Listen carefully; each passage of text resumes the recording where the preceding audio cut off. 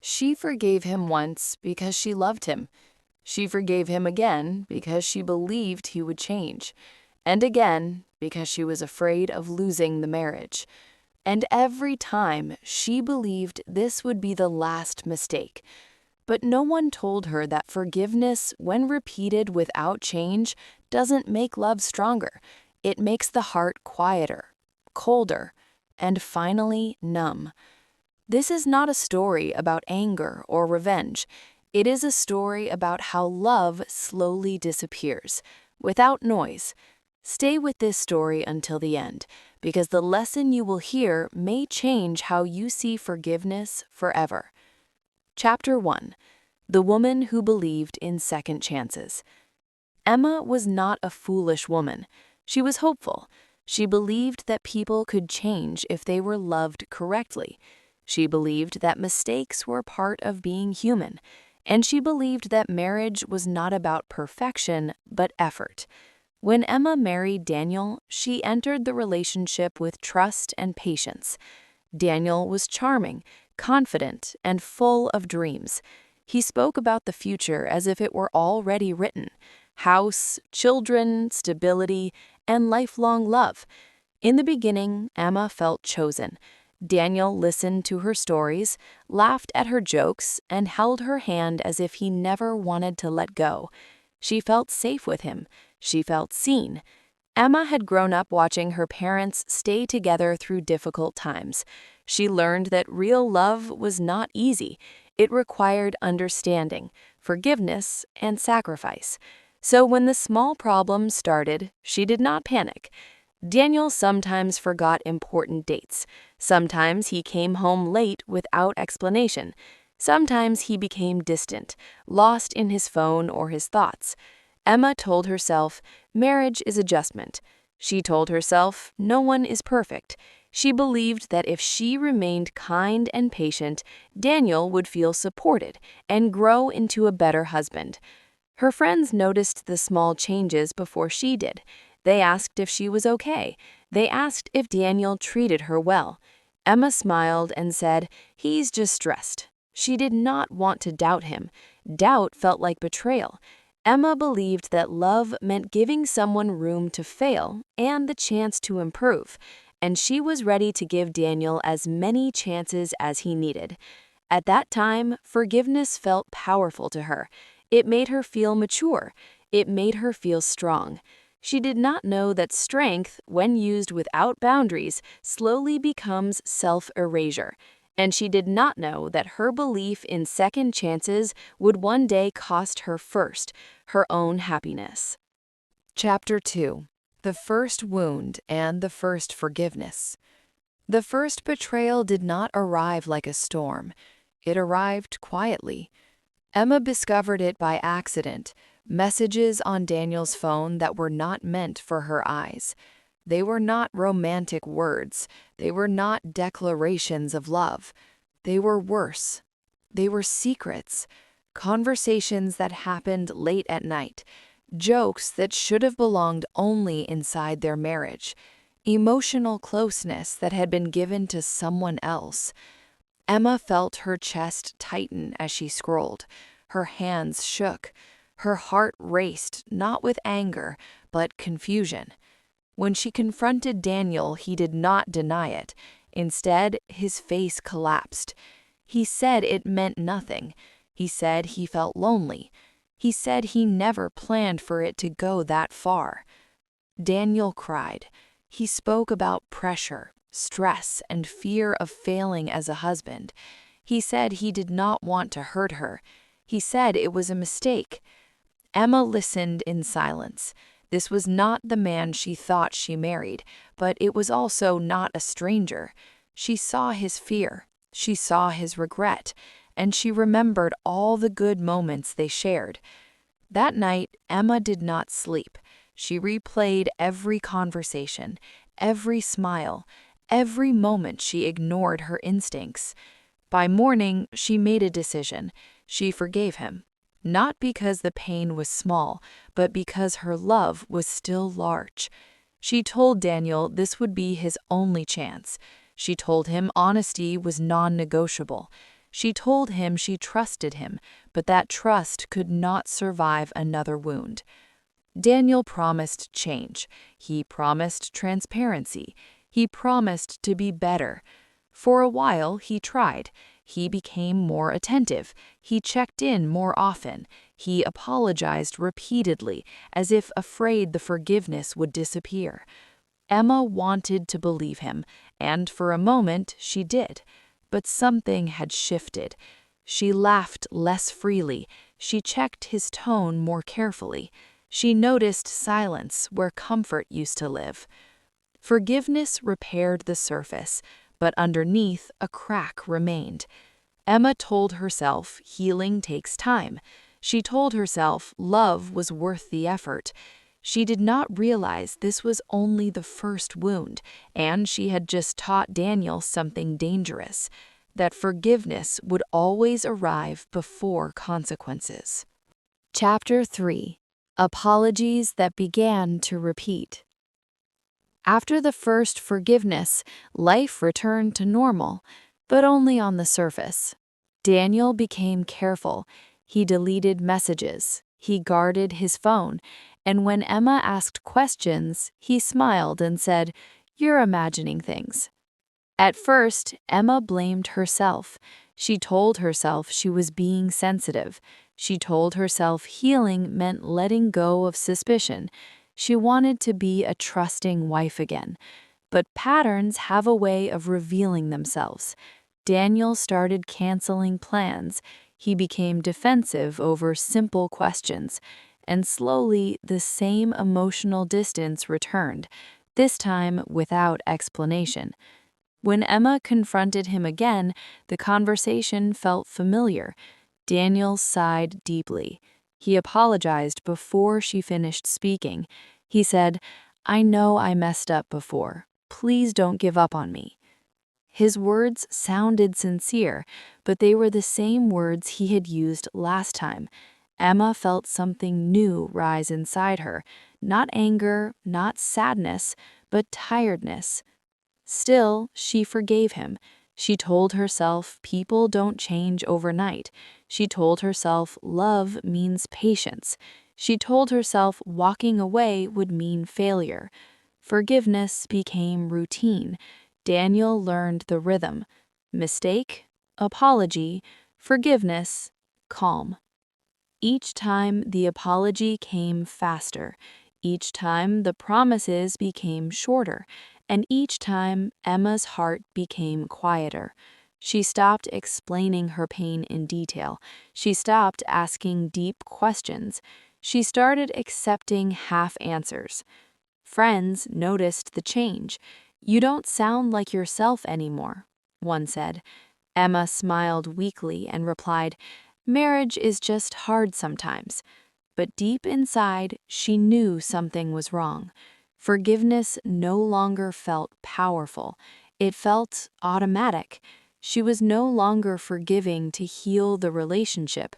She was forgiving to avoid confrontation, to avoid loneliness, to avoid starting over. Daniel, on the other hand, grew comfortable. He no longer feared losing her. He feared only the conversation that followed his mistakes. And Emma unknowingly taught him the most dangerous lesson of all, that love would remain no matter how many times he broke it. Chapter 4. Love turned into endurance. There was a time when Emma woke up excited to see Daniel's face. Now she woke up preparing herself emotionally. Love had slowly changed shape. It no longer felt warm and light.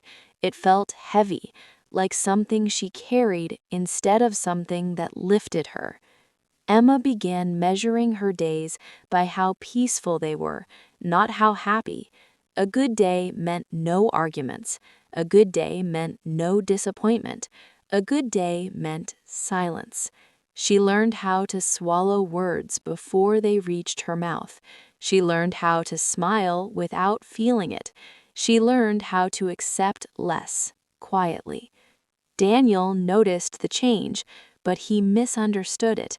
He thought things were improving. Emma was calmer. She asked fewer questions. She no longer cried. To him, this meant peace. To Emma, it meant survival. She stopped expecting emotional support. She stopped sharing her dreams. She stopped believing her feelings mattered. Love became endurance.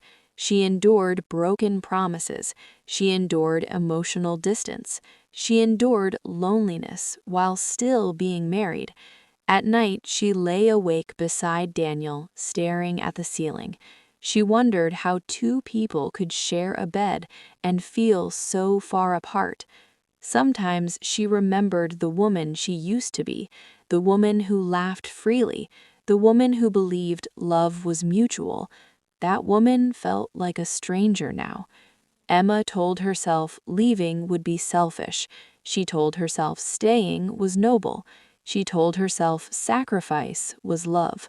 But deep down, something fragile was cracking. Forgiveness without change was not making her stronger. It was teaching her to disappear. She no longer asked, "Why does he hurt me?" She asked, "How much more can I take?" And that question changed everything. Because when love turns into endurance, the heart doesn't break loudly, it shuts down quietly. Chapter 5. Silence replaced arguments. The arguments did not stop suddenly. They faded. At first, Emma still tried to explain her feelings. She chose her words carefully. She spoke calmly, hoping Daniel would finally understand. But every conversation ended the same way. Daniel became defensive. He said she was overthinking. He said she was bringing up the past again. Slowly, Emma learned that speaking only led to disappointment. So she stopped. Silence felt safer than hoping for change. Silence required less energy.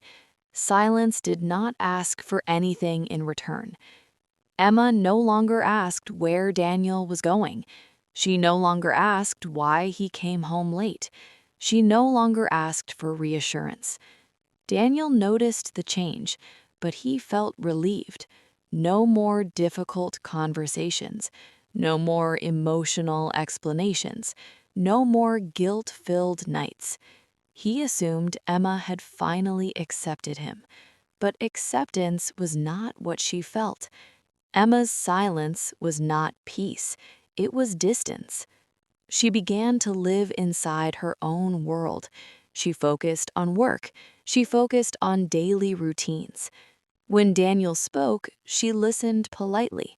When he apologized, she nodded. When he promised change, she said nothing. Inside, she felt strangely calm. Not happy, not sad, just empty. The emotional storms had exhausted her. Silence became her shelter. Friends noticed she talked less about her marriage. When asked how things were, she replied, "It's fine." Fine became her favorite word. It required no explanation. At night, Emma felt the absence most strongly. Daniel slept peacefully beside her, unaware of the distance growing between them. She stared into the darkness, feeling alone, but no longer angry. Anger needs hope, and hope was fading. She was no longer waiting for Daniel to change. She was learning how to exist without expecting anything. That was the moment the marriage truly began to end. Not with shouting, not with tears, but with quiet, emotional withdrawal. The final betrayal happened on an ordinary day. There was no dramatic discovery, no shocking confrontation. Emma noticed a pattern she had seen before: the secrecy, the distance, the familiar emotional absence. When she realized the truth, she waited for pain, but pain never came. Her chest did not tighten, her hands did not shake, her eyes did not fill with tears. She felt nothing. That frightened her more than anger ever had. Emma sat alone that evening, trying to feel something: sadness, rage, heartbreak, but her heart remained silent. When Daniel came home, he sensed something was wrong. "Are you okay?" he asked. Emma looked at him and nodded. That was all. Daniel confessed later that night. He apologized again. He said the same words he had said before, but this time Emma listened as if she were hearing a stranger. His voice sounded distant. His tears felt empty. His promises carried no weight. For the first time, forgiveness came without emotion. She said, "I understand," and she meant it, not because she cared, but because she no longer expected better. That was the moment her heart shut down. Love did not end with anger. It ended with emotional exhaustion. Emma realized something important that night. She had forgiven him so many times that her heart had learned to protect itself by feeling nothing. She was no longer hurt. She was no longer disappointed. She was no longer hopeful. She was done. Daniel mistook her calmness for maturity. He believed they had finally moved past everything. But Emma knew the truth. Forgiveness had crossed a dangerous line. It had turned into emotional numbness, and numbness is not healing. It is the absence of connection. Emma slept deeply that night for the first time in years, not because things were better, but because she had emotionally let go. Chapter 7. He changed when it no longer mattered. Daniel felt the change before he understood it. Emma was calm, but not warm. She was present, but not engaged. She no longer reacted. At first, Daniel thought this was improvement. No arguments, no emotional pressure. But something felt wrong. Daniel stopped asking about his day. She stopped sharing her thoughts. Her laughter disappeared.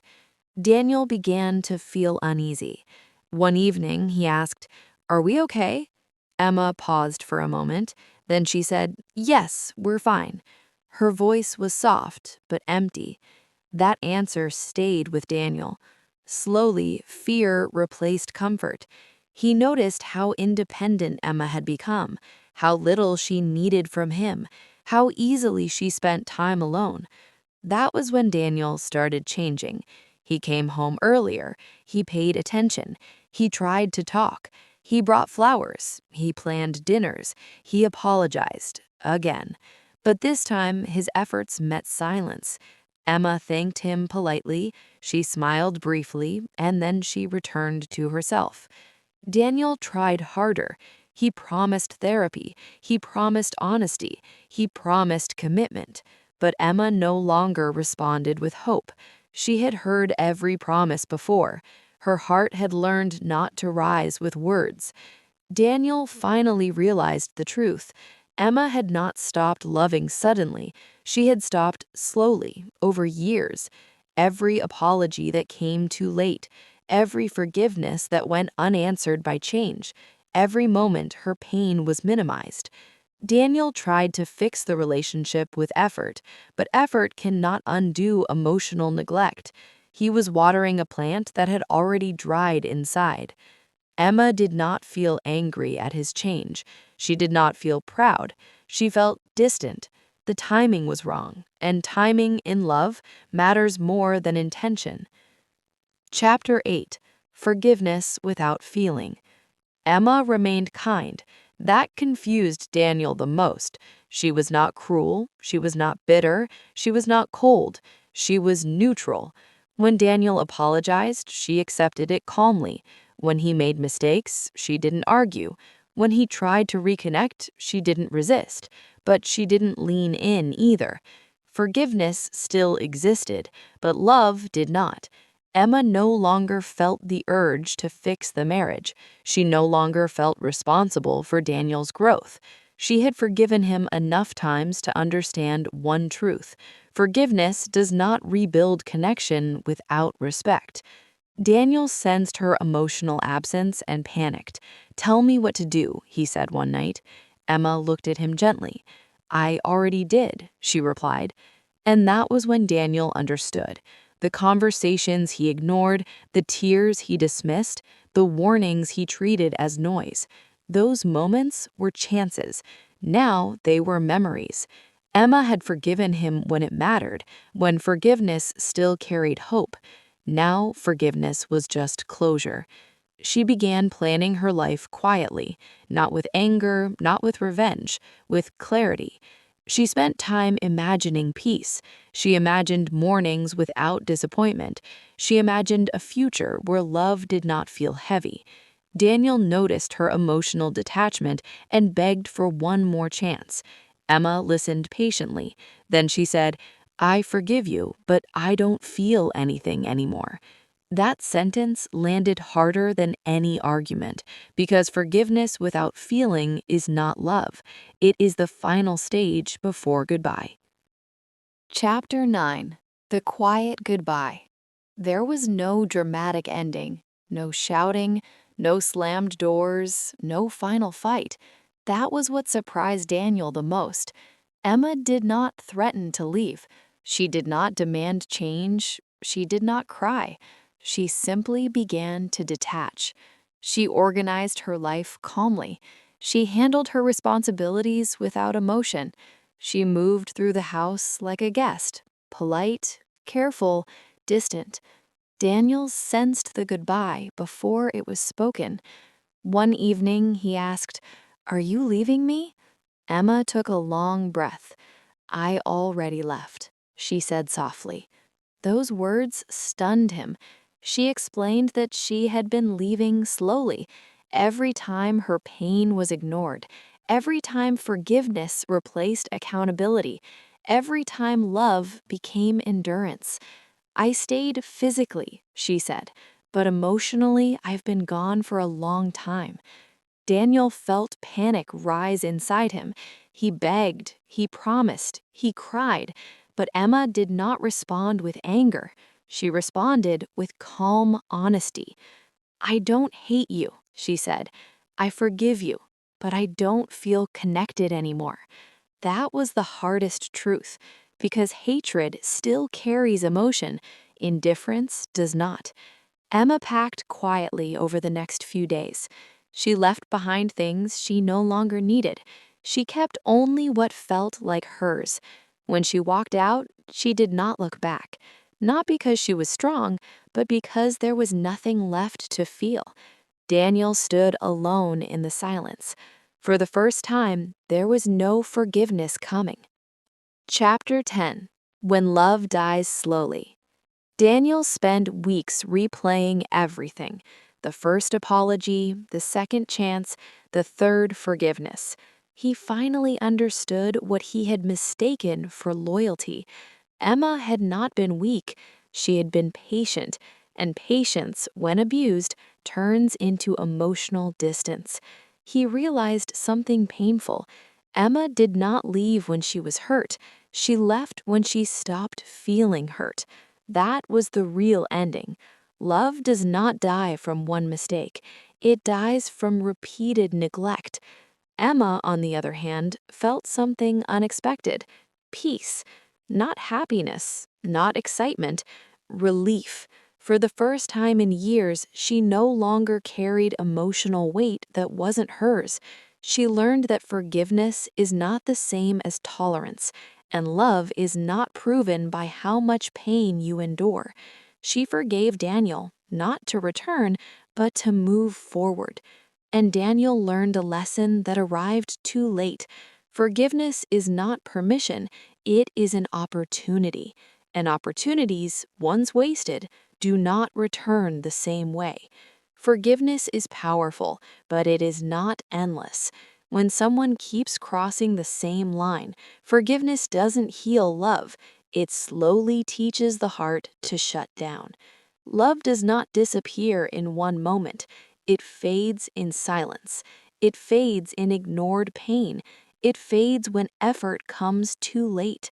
If you are always forgiving but never being protected, ask yourself, are you healing the relationship or slowly teaching someone how to hurt you without consequences? And if you're the one being forgiven again and again, remember this. The scariest moment isn't when they argue or cry, it's when they go silent, because silence means the heart has already left. If this story touched you, share it with someone who needs to hear this truth today. Subscribe for stories that don't just entertain, but change how you see love.